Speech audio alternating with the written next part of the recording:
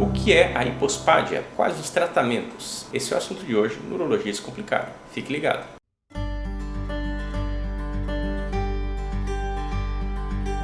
Olá, eu sou o Dr. Juliano Plastina e este é o Urologia Descomplicado. Antes da gente começar, eu vou pedir para vocês deixarem um like no vídeo, se inscreverem no canal se ainda não são inscritos e compartilhar com seus amigos se gostaram do vídeo. O assunto de hoje é a hipospádia, que é esse nome. Isso meio estranho. Hipospádia é uma doença que realmente não é tão comum assim no meio urológico. Ela é muito mais comum em crianças, porque eu vou explicar para vocês que é um problema congênito, mas às vezes aparece no consultório também em adultos. Às vezes a pessoa não fez o tratamento quando era criança. E aí a gente precisa ver se precisa operar, se vai ter necessidade de algum tratamento, ou às vezes nem é necessário. Então a hipospádia nada mais é uma falha na formação da uretra, que é o canal da urina, né? No homem só. A mulher não acontece a hipospádia porque o processo de formação da genitália é diferente. Então, na formação do bebê masculino, dentro do útero da mulher, está em formação, ele vai se formando a uretra, né? O canal do pênis, na parte de baixo do pênis, né? Então, o pênis, ele na parte de cima, que a gente, quando você olha assim, ele tem os corpos cavernosos, que são dois, e na parte de baixo é a uretra por onde passa o xixi,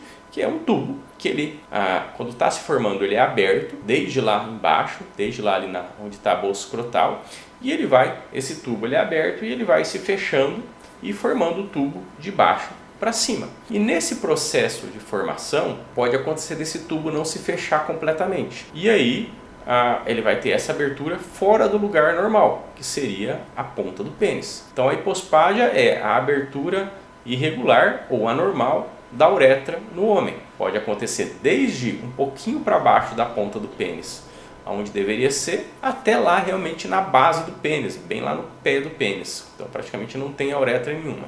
Essas alterações podem estar relacionadas a vários fatores, algumas toxinas durante a gravidez, um pouquinho de genética, e em alguns casos realmente são mutações que acontecem e não tem maior controle que a mãe possa fazer ou possa ter feito. E o diagnóstico é mais ou menos quando nasce o neném. Não dá para você ver isso no ultrassom. Claro que às vezes quando é uma hipospádia muito grande, quando tem outras malformações associadas, você consegue ver já no ultrassom pré-natal. Mas se é uma hipospádia mais simples, em que a uretra não está tão associada a outras malformações, essa alteração da uretra, você só vai ver a hora que nasce a criança. De imediato não é necessário nenhuma correção mais agressiva, porque a urina vai sair, o neném usa fralda quando nasce, né? Então a diferença é que em vez do xixi sair na ponta do pênis, ele vai sair ali em algum outro lugar. Eu vou deixar aqui a foto para vocês da hipospádia, que está mostrando 3 tipos de hipospádia: a distal, a média e a mais proximal. Proximal é quanto mais perto do corpo da criança, e mais distal quanto mais perto da ponta do pênis. Então, como eu falei, essa abertura da hipospádia pode estar em qualquer região do pênis. Quanto mais longe está da ponta do pênis, mais complexa é a hipospádia e mais difícil é o tratamento. Porque o tratamento nada mais é do que você reconstruir a uretra. Então, se esse tubo não se formou até o final,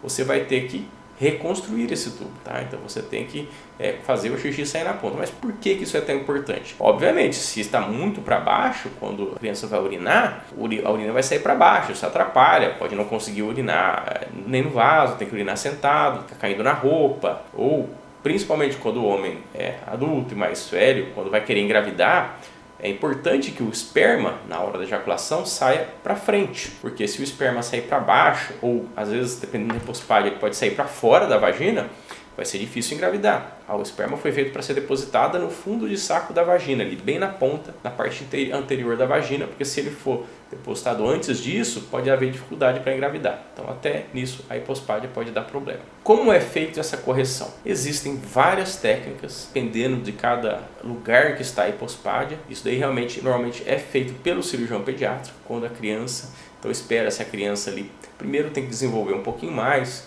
às vezes com 1, 2 anos, 3 anos, porque não é uma emergência, como eu falei, né? Depois que a criança já tirou as fraldas, um pouquinho ali antes dos 5 anos, dos 4 anos, quando a criança ainda não é muito, digamos, ativa, às vezes a criança sofre menos antes dos 5, 6 anos, né? Depois que ela está maiorzinha, ela já está brincando, ela já dá um pouquinho mais de trabalho na cirurgia. E essa cirurgia precisa ser feita com bastante delicadeza, e o pós-operatório também. Curativos, às vezes o uso de sonda tem que ser feito com muito cuidado, então isso tem que ser conversado com os pais. Então, por exemplo, uma hipospádia mais distal, aquela que não está na ponta do pênis, está um pouquinho para baixo da ponta do pênis, é um pouquinho mais simples. Você simplesmente faz um corte, puxa esse buraquinho para cima e costura por baixo ali, é uma cirurgia tranquila, você faz, não precisa nem ficar internado a criança e vai para casa e tem resultado muito bom. À medida que essa hipospádia vai descendo, né, que ela vai ficando mais para baixo, começa a aumentar a complexidade do tratamento. Em alguns casos, você pode fazer uma cirurgia em que você tenta reconstruir este tubo com as partes do próprio pênis, né? Tá ali aquele tubo aberto. Você pega, solta essa pele em volta e tenta cobrir ele de volta e jogar a pele do prepúcio, né? Que é aquela pelezinha que o pessoal chama de fimose, por cima. Dá um pouquinho mais de trabalho, às vezes você vai ter que colocar sonda, a criança vai ter que ficar com a sonda um pouquinho mais de tempo. E em casos mais extremos em que ela está muito mais para baixo, você realmente tem que criar um novo tubo e você pode utilizar vários materiais, né? O mais usado é a pele do próprio pênis, que é o prepúcio, que eu acabei de falar. Você pega e descola essa pele e faz um tubo com ele e coloca ali na região onde está aquele buraquinho e traz ele até para cima, ponta do pênis onde deve estar. Então, quanto mais complexa a cirurgia, quanto mais uso desse enxerto do próprio paciente, de pontos, maior a chance de complicações. E a complicação mais perigosa não é que a criança vai morrer, mas a mais perigosa no sentido de que atrapalha a cirurgia, é a fístula, né? Você fazer toda essa costura, você colocar na pontinha do pênis o buraquinho, só que naquele monte de ponto que você deu começar a vazar a urina. O que vai acontecer? Vai se formar uma outra hipospádia, vai sair pela ponta do pênis, mas lá embaixo onde você deu pontos, às vezes começa a sair e fica um buraquinho saindo urina. Aí você tem que reoperar, demora um tempo maior. A segunda cirurgia sempre é mais complicada do que a primeira, então o ideal é você acertar na primeira, fazer a primeira cirurgia com todo o cuidado e, claro, com a técnica adequada. Se o médico não tem experiência para fazer, e não é todo médico que tem, nem todo cirurgião pediatra tem experiência para fazer hipospádia, o ideal é encaminhar para algum médico que saiba, para algum centro especializado em hipospádias, porque o resultado da primeira cirurgia ser bom é crucial. Depois que vai complicando, vai ficando cada vez mais difícil. Existem crianças aí, eu já vi casos com 6, 7, 10 cirurgias por causa da hipospádia e não corrigiu, porque vai complicando, vai fazendo fístula, vai fechando o canal. Outra coisa que pode acontecer é você reconstruir o canal e fazer uma coisa chamada estenose. Ele começa a fechar e aí tem que fazer força e não consegue sair toda a urina. Aí começa a dar problema tudo lá para dentro, na bexiga, começa a trabalhar sob dificuldade, sob pressão, isso vai refletir também no rim. Então, apesar do problema ser relativamente simples, se você não fizer direito, você vai complicando todo o resto. E quando aparece na vida adulta, e isso a gente vê